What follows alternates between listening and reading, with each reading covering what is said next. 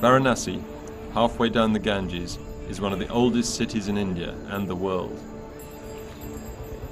Long known in the West as Benares, it is sacred to Hindus and a magnet for tourists. Indians and foreigners alike are drawn to its narrow, chaotic streets, its multitude of temples, and the famous ghats along the river where the dead are cremated, the living perform their ablutions, and the laundry is scrubbed. Yet all is not well with India's rivers. They are blocked by dams to generate electricity and sucked dry by irrigation schemes. Their waters are polluted with fertilizer runoff from the fields, garbage and raw sewage from the cities, and toxic chemicals from the factories.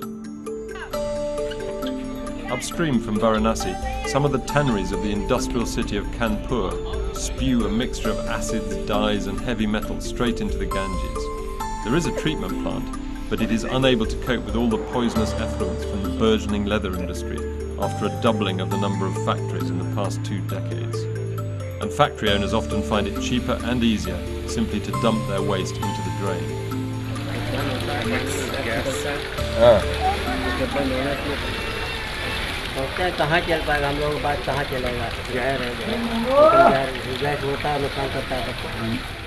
This chromium containing chemical is really very toxic. It's a heavy metal and it's a known carcinogen. Despite the efforts of environmental campaigners such as Rakesh Jaiswal, not even the revered Ganges is spared the pollution. No matter that the river, which rises near the Himalayas on the border with China, provides water and food to hundreds of millions of people in North India and Bangladesh by the time it reaches the Bay of Bengal. I asked Mr. Jaiswal about some of the other health effects of the tannery waste. There's various kinds of rashes, boils, pustules, rotten nails, and even numbness in the limbs.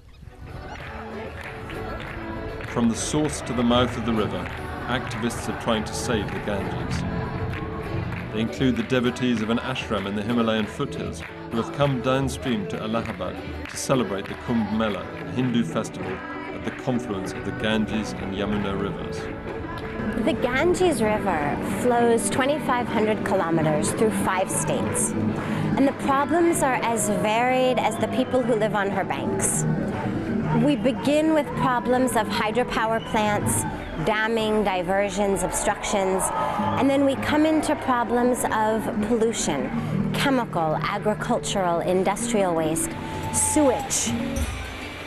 Much of the pollution that afflicts the Ganges comes from the tributaries that drain the plains and hills of northern India. Here on the northern outskirts of Delhi, the black and stinking waters of the Najafgarh drain, an open sewer that serves millions of people in the capital, flows into what remains of the Yamuna River, one of the great tributaries of the Ganges. For years, Indian authorities have announced plans to save the Ganges and the Yamuna. Now they're being joined by business. There's a project called Ganga Yamuna project.